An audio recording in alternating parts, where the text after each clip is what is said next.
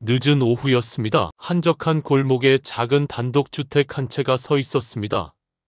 창문 너머로 햇살이 비스듬히 들어와 거실 바닥을 가로지르고 있었습니다. 그 안에 앉아있는 이는 칠순의 남자, 한영수 씨였습니다. 영수 씨는 소파 끝자리에 몸을 기댄 채 손에 들린 낡은 사진 액자를 오래 바라보고 있었습니다. 사진 속에는 젊은 시절의 부부가 활짝 웃으며 서 있었습니다. 그때는 모든 것이 가능할 것만 같았고 서로가 평생의 동반자라 믿었지요. 영수 씨는 평생 성실한 사람이었습니다. 20살 무렵부터 시작한 공장 노동은 고된 일이었지만 그는 불평하지 않았습니다. 무거운 철을 날랐고 밤샘 근무를 이어갔습니다. 가족이 굶지 않으면 그걸로 충분하다.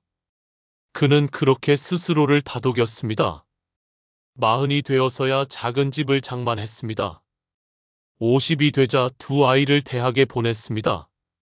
그의 삶은 소박했지만 땀으로 채워진 자부심이 있었습니다. 그러나 세월은 생각보다 빠르게 흘렀습니다. 아이들은 외국으로 떠나 연락이 뜸해졌습니다. 남은 건 아내와 함께할 노후라 믿었습니다. 그런데 그 믿음은 하루아침에 무너졌습니다. 며칠 전 아침이었습니다. 영수 씨가 눈을 떴을 때 집안은 이상하게 고요했습니다. 부엌 식탁 위에는 손으로 쓴 메모 한 장이 놓여 있었습니다. 당신과는 더 이상 같이 살 수 없어요. 미안해요. 단 4줄의 글씨였습니다. 아내는 옷가지와 통장을 챙겨 떠나고 없었습니다. 그날 이후 집 안은 텅 빈 창고처럼 느껴졌습니다. 식탁 위에는 늘 2개 놓이던 밥그릇이 하나로 줄었고 밤이 되면 불 꺼진 방마다 적막이 가득했습니다. 영수 씨는 한동안 아무 말도 하지 않았습니다. 그저 정면을 응시한 채 무너진 듯 앉아 있었습니다. 얼굴에는 깊은 주름이 더욱 짙게 드리워졌습니다. 며칠 뒤 이웃 최 여사가 문을 두드렸습니다. 아이고, 영수 아저씨. 요즘 얼굴이 안 보여서 걱정했어요. 괜찮으세요? 그는 억지로 미소를 지었습니다. 예, 그냥 좀 바빴습니다. 하지만 눈빛은 공허했습니다. 이웃은 잠시 머뭇거리다 돌아섰고 집안은 다시 조용해졌습니다. 저녁 무렵 그는 홀로 국을 데워 식탁에 앉았습니다. 숟가락을 들었지만 입으로 넘어가는 게 없었습니다. 손끝은 떨렸고 눈은 점점 붉어졌습니다. 그는 속으로 중얼거렸습니다. 평생을 함께 하겠다던 사람이었는데 이렇게 사라질 줄이야. 영수 씨의 과거는 누구보다 성실했습니다. 그러나 그 성실함이 지금의 고독을 막아주진 못했습니다. 그는 혼잣말처럼 물었습니다. 내가 잘못 살아온 걸까? 아니면 이게 인생인 걸까? 밤이 깊었습니다. 방 안 불을 끄고 눕자 천장은 유난히 높게만 느껴졌습니다.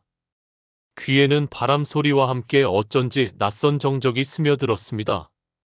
잠은 오지 않았고 새벽이 오기만을 기다려야 했습니다.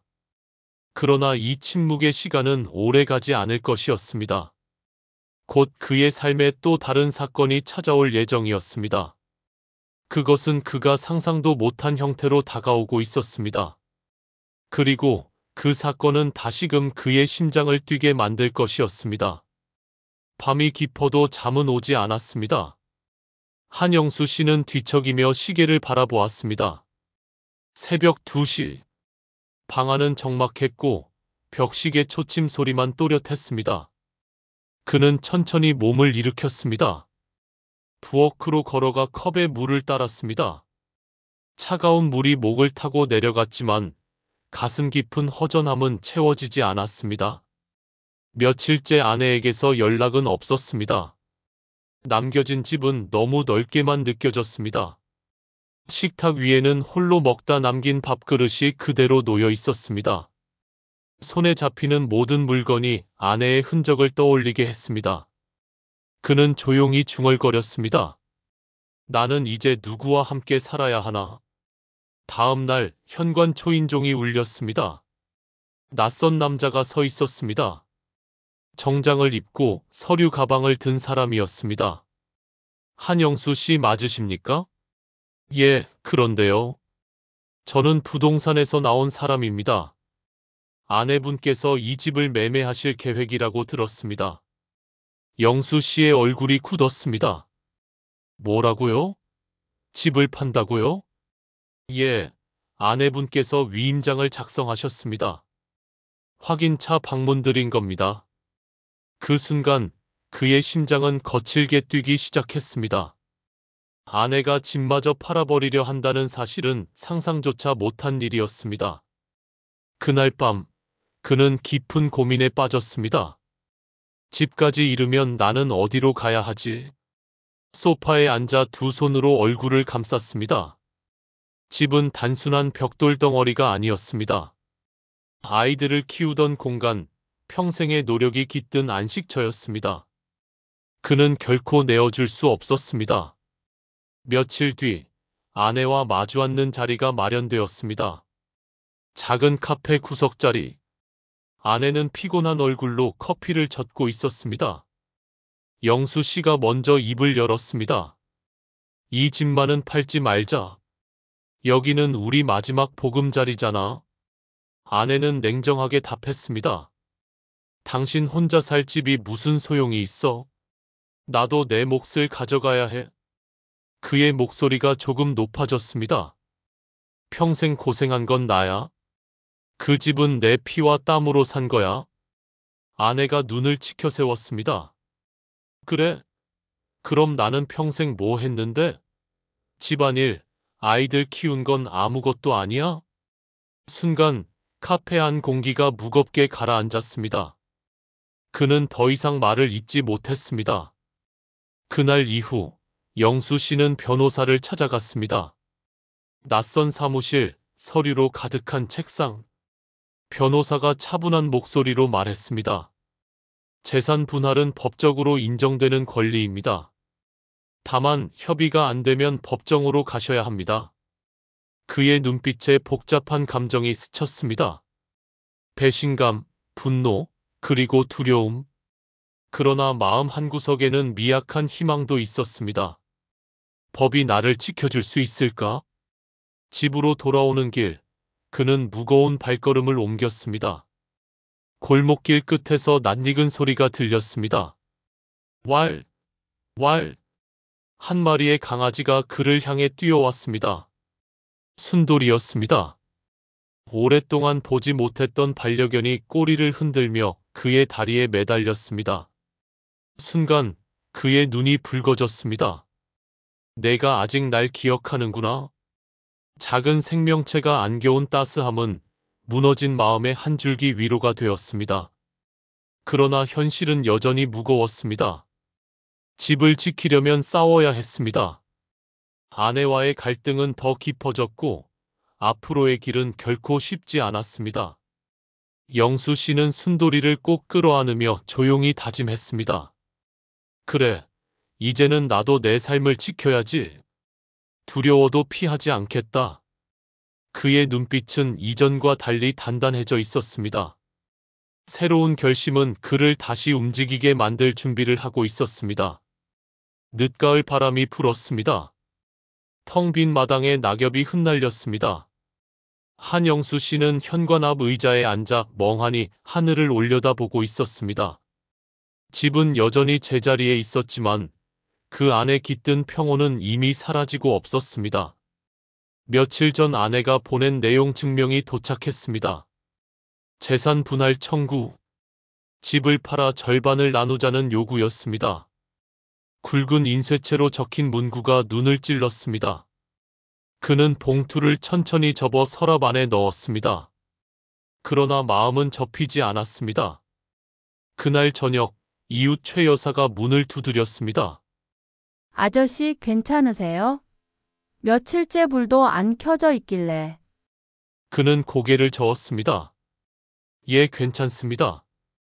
짧은 대답, 억지 미소. 하지만 눈동자는 흔들렸습니다. 최 여사는 잠시 말없이 그를 바라보다가 작은 봉지를 내밀었습니다. 시장 보러 갔다가 국거리 좀 샀어요. 혼자 드시기 힘들잖아요. 그는 봉지를 받아들며 잠시 말을 잇지 못했습니다. 고맙습니다. 신세만 지네요. 부엌에 들어가 국거리를 냄비에 담으며 그는 생각했습니다. 나는 왜 이 나이에 남에게 신세만 지게 되었을까? 국물이 끓는 소리가 방 안에 메아리 쳤습니다. 숟가락을 들었지만 맛은 느껴지지 않았습니다. 며칠 뒤 변호사 사무실에 다시 들렀습니다. 집을 팔지 않고 지킬 방법은 없습니까? 그의 목소리는 낮고 간절했습니다. 변호사는 안경 너머로 서류를 훑어보며 말했습니다. 법적으로는 쉽지 않습니다. 그분도 동일한 권리를 주장할 수 있으니까요. 그는 고개를 떨궜습니다. 그러면 나는 어디로 가야 합니까? 변호사는 잠시 침묵했습니다. 가능하다면 협의를 이끌어내는 수밖에 없습니다. 집으로 돌아오는 길, 발걸음은 무거웠습니다. 버스 창밖으로 스쳐 지나가는 풍경은 낯설고 멀게만 보였습니다. 그는 속으로 중얼거렸습니다. 평생을 바쳐 지켜온 집인데 이렇게 무너지는 건가? 그날 밤, 그는 소파에 앉아 오래된 앨범을 펼쳤습니다. 아이들 어린 시절, 가족이 함께 웃던 사진들이 나왔습니다. 사진 속 웃음은 따뜻했지만 지금의 그는 그 미소와 너무도 멀리 떨어져 있었습니다. 사진 한 장을 쓰다듬으며 그가 낮게 말했습니다. 내가 지켜야 할 건 벽돌이 아니라 기억일지도 모르지. 순돌이가 그의 무릎에 머리를 기댔습니다. 작은 체온이 마음을 조금이나마 붙들어 주었습니다. 그는 강아지의 등을 천천히 쓰다듬었습니다. 너라도 곁에 있으니 다행이다. 그러나 현실은 바뀌지 않았습니다. 통장은 점점 비어갔고 집 문제는 더 이상 미룰 수 없었습니다. 불안은 날마다 커졌습니다. 잠은 오지 않았고 새벽마다 그는 부엌 불을 켜고 앉아 있었습니다. 어느 날 새벽 거울 앞에 선 그는 자신의 얼굴을 오래 바라보았습니다. 깊게 팬 주름, 하얗게 센 머리, 공허한 눈빛, 한숨이 길게 흘러나왔습니다. 내가 이렇게 무너져선 안 되지. 손가락이 거울을 천천히 두드렸습니다. 그 소리가 공허하게 울렸습니다. 그러나 그 울림 속에서 작은 결심이 싹 텄습니다. 영수 씨는 메모지를 꺼내 짧게 적었습니다. 끝까지 포기하지 않는다. 그 글씨는 삐뚤었지만 단단했습니다. 순돌이가 발치에서 글을 올려다보며 꼬리를 흔들었습니다. 그는 작은 웃음을 지었습니다. 그래, 이제는 나도 내 몫을 찾아야지. 위기는 깊어졌습니다. 집을 지킬 방법은 보이지 않았고 혼자의 힘은 미약했습니다. 그러나 절망 속에서도 그는 하나의 단서를 붙잡았습니다. 그것은 바로 포기하지 않겠다는 결심이었습니다. 앞으로의 길은 험난할 것이 분명했습니다. 그러나 그 결심은 그를 다시 한번 움직이게 만들 불씨가 될 것이었습니다. 아침 햇살이 커튼 틈으로 들어왔습니다. 한영수 씨는 눈을 떴습니다. 전날 밤 적어둔 메모지가 탁자 위에 놓여 있었습니다. 끝까지 포기하지 않는다. 그는 그것을 다시 읽고 조용히 고개를 끄덕였습니다. 그날부터 그는 조금씩 달라지기 시작했습니다. 우선 하루 일과를 정했습니다. 아침에는 마당을 쓸고 점심에는 밭을 돌봤습니다. 저녁에는 순돌이와 함께 동네를 산책했습니다. 작은 행동이지만 마음은 점차 가벼워졌습니다. 쓸쓸했던 집은 조금씩 생기를 되찾았습니다. 골목길에서 마주친 이웃이 인사를 건넸습니다. 아저씨, 요즘 얼굴빛이 좋아지셨네요. 그는 멋쩍게 웃으며 대답했습니다. 예, 그냥 조금씩 해보는 중입니다. 짧은 대화였지만 마음은 따뜻했습니다. 그는 깨달았습니다. 사람과의 소통이야말로 가장 큰 힘이 된다는 것을. 며칠 뒤 최 여사가 다시 찾아왔습니다. 아저씨, 이거 김장 조금 했는데 드셔보세요. 그는 감사히 받으며 말했습니다. 이런 것까지 신세를 지내요. 고맙습니다. 최 여사는 웃었습니다. 신세라니요. 이웃끼리 돕는 거지요. 잠시 침묵이 흘렀습니다. 그는 조심스레 입을 열었습니다. 사실 많이 힘들었습니다. 집도 지킬 수 있을지 모르겠고, 최 여사는 진지한 눈빛으로 말했습니다. 아저씨, 너무 혼자 안으려고 하지 마세요. 필요하면 제가 같이 방법을 찾아드릴게요. 그 말에 그는 목이 메었습니다. 고맙습니다. 이렇게 말해주셔서 작은 도움은 또 다른 힘을 불러왔습니다. 영수 씨는 지역 경로당 모임에도 나가기 시작했습니다. 오랜만에 만난 또래들과 이야기를 나누며 그는 웃음을 되찾았습니다. 영수 형님, 얼굴이 환해졌네. 무슨 좋은 일 있으신가 봐. 그는 미소 지으며 답했습니다. 그냥 다시 해보려고 합니다. 집 문제는 여전히 풀리지 않았습니다. 그러나 그는 더 이상 무력하게만 있지 않았습니다. 변호사에게 다시 전화를 걸었습니다. 제가 직접 협의해 보겠습니다. 그래도 제 마음을 전해봐야 하지 않겠습니까? 변호사는 잠시 머뭇거리다 고개를 끄덕였습니다. 좋습니다. 솔직하게 말씀해 보세요. 그게 더 큰 힘이 될 수 있습니다. 며칠 뒤 아내와의 만남이 다시 성사되었습니다. 조용한 다방, 테이블 사이에는 긴장감이 흘렀습니다. 그가 먼저 입을 열었습니다. 당신 미워했습니다. 배신이라 생각했습니다. 그런데 이제는 조금 다르게 보려고 합니다. 아내는 놀란 눈빛으로 그를 바라봤습니다. 나는 그냥 내 몫을 원했을 뿐이야. 그는 고개를 끄덕였습니다. 알아요. 평생 고생한 거 인정합니다. 하지만 집만은 우리 추억이 담긴 곳이잖아요. 제발 같이 지킬 수는 없겠습니까? 아내는 한참 동안 아무 말이 없었습니다. 손가락만 커피잔 가장자리를 천천히 돌리고 있었습니다. 잠시 후 낮은 목소리가 흘러나왔습니다. 그 집이 당신한테 그만큼 중요하다면 나도 조금은 양보하겠습니다. 그 순간 그의 가슴 깊은 곳에서 무언가 무너져 내리듯 긴장이 풀렸습니다. 긴 싸움의 끝이 완전히 보인 것은 아니었지만 희망의 빛은 분명히 비치고 있었습니다. 집으로 돌아오는 길, 그는 순돌이와 함께 천천히 걸었습니다. 노을이 골목길을 붉게 물들이고 있었습니다. 순돌이는 꼬리를 흔들며 앞으로 달려갔다가 다시 돌아와 그의 발에 얼굴을 비볐습니다. 그는 하늘을 올려다보며 조용히 말했습니다. 그래. 아직 끝난 건 아니지만 다시 시작할 수 있겠지. 그는 더 이상 절망 속에만 있지 않았습니다. 사람들과 나누는 작은 대화, 이웃의 도움, 그리고 아내의 흔들리는 태도, 그 모든 것이 다시 살아갈 힘이 되었습니다. 영수 씨는 이제 알았습니다. 무너진 삶도 다시 세울 수 있다는 것을. 그리고 그 길 위에는 혼자가 아니라 함께하는 사람들이 있다는 것을. 봄이 찾아왔습니다. 마당에 매화나무가 꽃을 피웠습니다. 하얀 꽃잎이 바람에 흩날리며 마당에 내려앉았습니다. 영수 씨는 그 풍경을 오래 바라보았습니다. 지난 겨울의 어둠과는 전혀 다른 빛이었습니다. 집 문제는 결국 합의로 정리되었습니다. 아내와 긴 대화를 이어간 끝이었습니다. 서로의 마음을 조금씩 내려놓고 서로의 몫을 인정했습니다. 그 과정에서 많은 눈물이 있었습니다. 그러나 마지막은 담담했습니다. 영수 씨, 고마웠습니다. 끝까지 집을 지키려는 마음 이제 이해할 수 있을 것 같아요. 나도 미안했습니다. 당신의 고생을 너무 늦게 알아줬지요.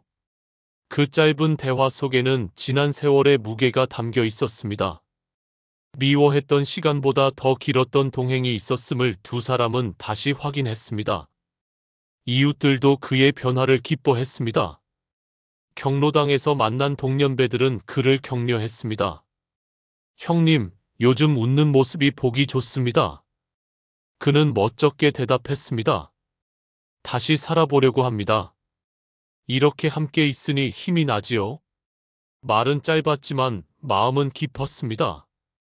혼자가 아니라는 사실이 그에게 가장 큰 힘이 되었습니다. 순돌이는 여전히 그의 곁을 지켰습니다. 아침마다 꼬리를 흔들며 산책을 재촉했습니다. 그 길 위에서 그는 많은 생각을 했습니다.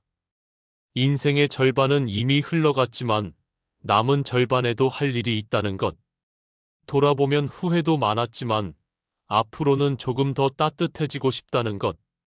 어느 날 멀리 사는 아들이 집을 찾아왔습니다. 오랜만에 보는 얼굴이었습니다. 아들은 아버지의 달라진 모습을 보고 놀랐습니다. 아버지, 예전보다 건강해 보이시네요. 그래. 이제야 조금 마음을 다잡았다. 아들은 잠시 망설이다가 말했습니다. 그동안 신경 못 써서 죄송했습니다. 영수 씨는 아들의 어깨에 손을 올렸습니다. 괜찮다. 이제라도 이렇게 와주니 고맙구나. 짧은 대화였지만 두 사람 사이에 막혀있던 벽이 허물어지는 듯 했습니다. 그날 저녁 작은 식탁에 모였습니다. 아내, 아들, 그리고 영수 씨가 마주 앉았습니다. 오랜만에 식사 자리였습니다. 아내가 조용히 말했습니다. 우리 늦었지만 다시 가족답게 살아봅시다. 아들은 고개를 끄덕였습니다. 네, 어머니. 저도 그렇게 하고 싶습니다. 영수 씨는 눈가가 붉어졌습니다. 고맙습니다. 이 순간만으로도 충분합니다. 시간은 다시 흘러가고 있었습니다. 이제는 불안보다 평온이 컸습니다. 갈등의 흔적은 남았지만 상처 위로 새살이 돋아났습니다. 사람은 다시 살아갈 수 있다는 것을 그는 몸소 느꼈습니다. 밤하늘에 별이 빛났습니다. 영수 씨는 마당에 앉아 하늘을 올려다보았습니다. 순돌이가 그의 발 옆에 누워 있었습니다. 바람은 차가웠지만 마음은 따뜻했습니다. 그는 조용히 속삭였습니다. 고맙다. 함께 있어줘서. 그의 삶은 완벽하게 달라진 것은 아니었습니다. 그러나 중요한 것은 달라지려는 의지였습니다. 그리고 그 의지를 지켜준 사람들이 있었습니다. 지금 그의 하루는 단순합니다.